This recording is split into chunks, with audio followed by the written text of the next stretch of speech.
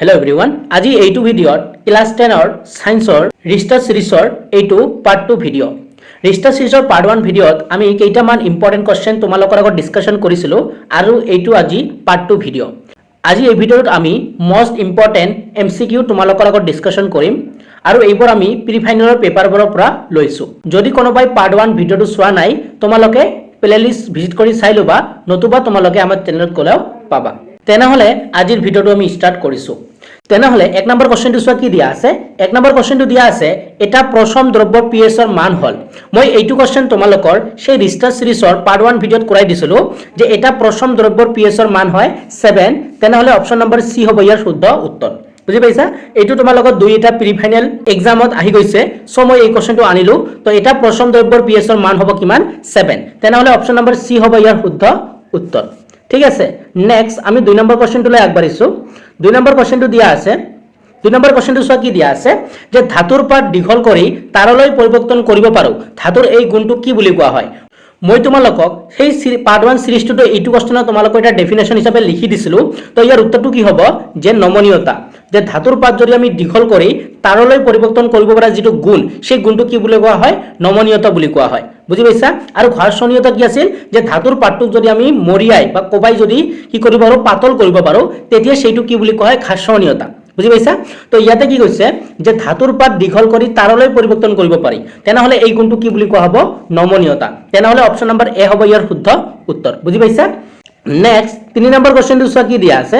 Next কোৱেশ্চনটো দিয়া আছে যে কপাৰ আৰু জিংকৰ সংকৰ ধাতুটোৰ নাম। ইয়াতে আমাক কপাৰ আৰু জিংকৰ সংকৰ ধাতুটোৰ নাম সুধিছে। তেনেহলে আমি জানো যে কপাৰ আৰু জিংকৰ সংকৰ ধাতুটোৰ নাম কি হয়। এ নাম্বাৰ দিয়া আছে সোল্ডাৰ, বি নাম্বাৰ দিয়া আছে ব্ৰঞ্জ, সি নাম্বাৰ দিয়া আছে পিতল আৰু ডি নাম্বাৰ দিয়া আছে তীখা। তেনেহলে কপাৰ আৰু জিংকৰ সংকৰ ধাতুটোৰ নাম কি হয় পিতল হয়। এইটো তোমালোকে পঢ়ি আহিছা। তেনেহলে ইয়াৰ উত্তৰটো কি হ'ব অপচন নম্বৰ সি। নেক্সট 4 নম্বৰ কোৱেশ্চনটো চোৱা কি দিয়া আছে। 4 নম্বৰ কোৱেশ্চনটো দিয়া আছে নিউটনৰ অষ্টক সূত্ৰটো প্ৰযোজ্য হৈছিল। এ নাম্বাৰ দিয়া আছে সোডিয়াম পৰ্যন্ত, বি নাম্বাৰ দিয়া আছে ক্যালসিয়াম পৰ্যন্ত, সি নাম্বাৰ দিয়া আছে থৰিয়াম পৰ্যন্ত আৰু ডি নাম্বাৰ দিয়া আছে বেৰিয়াম পৰ্যন্ত। তো নিউটনৰ যিটো অষ্টক সূত্ৰ আছিল মই তোমালোকক সিৰিজ 1তে বুজাই দিছিলো। যেতিয়া মই মৌলৰ পৰ্যাবৃত্ত শ্ৰেণী বিভাজন চেপ্টাৰটো তোমালোকক দিছিলো, তাত মই এইটো কৈছিলো যে নিউটনৰ যিটো অষ্টক সূত্ৰ আছে এই অষ্টক সূত্ৰটো ক্যালসিয়াম পৰ্যন্ত কি আছিল প্ৰযোজ্য আছিল। বুজি পাইছা? মই এইটো তোমালোকক কৈ দিছিলো। যদি কোনোবাই ভিডিওটো চোৱা নাই তোমালোকে গৈ চাবা। তেনেহলে ইয়াৰ উত্তৰটো কি হ'ব অপচন নম্বৰ বি। আৰু এইটো তোমালোকৰ 2-3টা প্ৰি ফাইনেল এক্সামত আহি গৈছে। সো আজিৰ ভিডিওত যিমানখিনি তোমালোকৰ কোৱেশ্চন লৈছো সেইবোৰ তোমালোকৰ প্ৰি ফাইনেল এক্সামত ৰিপিট হোৱা হয়। সো তোমালোকে এই সিৰিজটো ভালকৈ ফলো কৰি যাবা। নেক্সট 5 নম্বৰ কোৱেশ্চনটো চোৱা কি দিয়া আছে। 5 নম্বৰ কোৱেশ্চনটো দিয়া আছে আধুনিক পৰ্যাবৃত্ত তালিকাখনত থকা বৰ্গৰ সংখ্যা।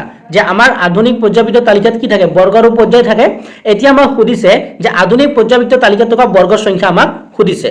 তেনেহলে ইয়াৰ উত্তৰটো কি হ'ব যে আধুনিক পৰ্যাবৃত্ত তালিকাত কি থাকে 18টা বৰ্গ থাকে। তেনেহলে অপচন নম্বৰ এ হ'ব ইয়াৰ শুদ্ধ উত্তৰ। তো ইয়াৰ শুদ্ধটো কি হ'ব অপচন নম্বৰ এ।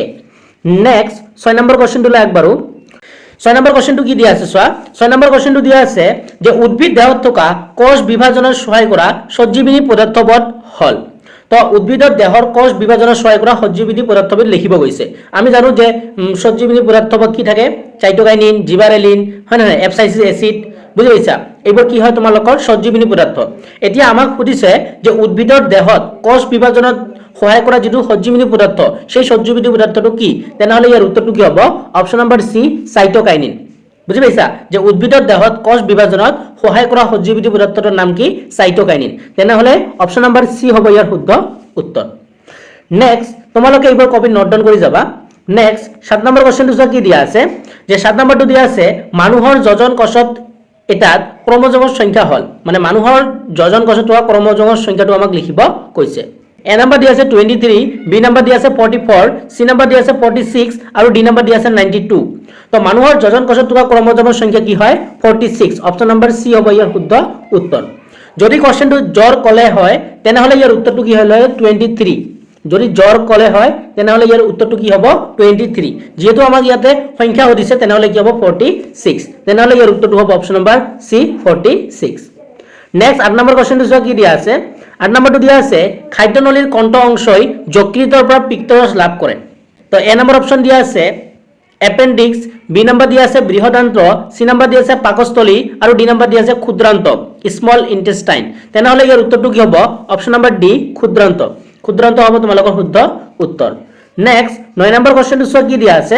9 নম্বৰটো দিয়া আছে 20 সেন্টিমিটাৰ ভাঁজ ব্যাসাৰ্ধৰ গোলাকাৰ দাপন এখনৰ ফোকাস দৈৰ্ঘ্য। তো আমাক কি দিয়া আছে? ভাঁজ ব্যাসাৰ্ধ দিয়া আছে। ভাঁজ ব্যাসাৰ্ধ মানে কি? আৰ। ভাঁজ ব্যাসাৰ্ধ মানে কি? আর। তো আর আমাক কিমান দিয়া আছে? 20 সেন্টিমিটার। আর কিমান দিয়া আছে আমাক? 20 সেন্টিমিটার। এতিয়া আমাক কি উলিয়াব কৈছে? যে গোলাকাৰ দাপনৰ ফোকাস দৈৰ্ঘ্য।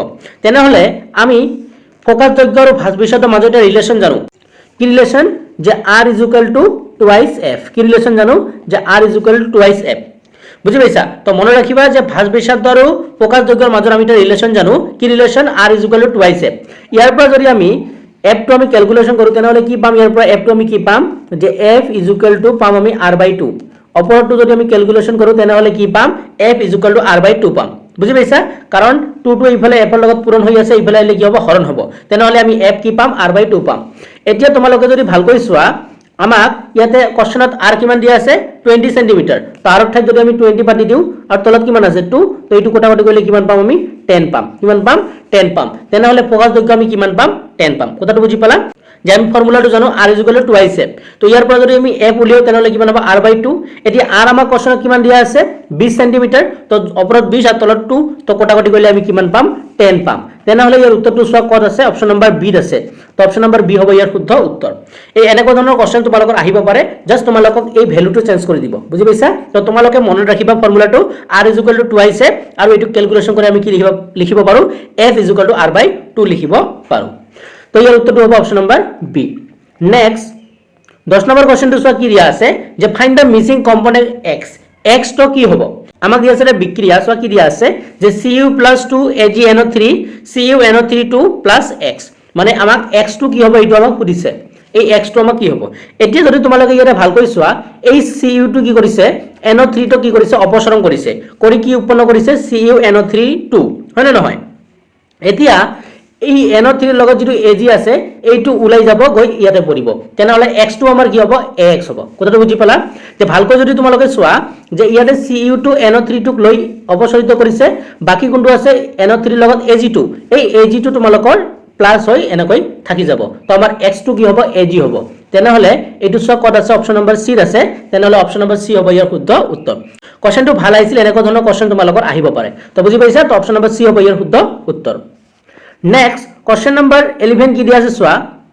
11 দিয়া আছে জিপসামক কিমান উষ্ণতাত উত্তপ্ত কৰিলে প্লাষ্টাৰ অফ পেৰিছ পোৱা যায়। তেনেহলে ইয়াৰ উত্তৰটো কি হ'ব? অপশ্যন নম্বৰ এ যেটো আছে 100 ডিগ্ৰী সেলসিয়াস, এইটো হ'ব তোমালোকৰ শুদ্ধ উত্তৰ যে 100 ডিগ্ৰী সেলসিয়াস। নেক্সট 12 নম্বৰ কোশ্চেনটো চোৱা কি দিয়া আছে।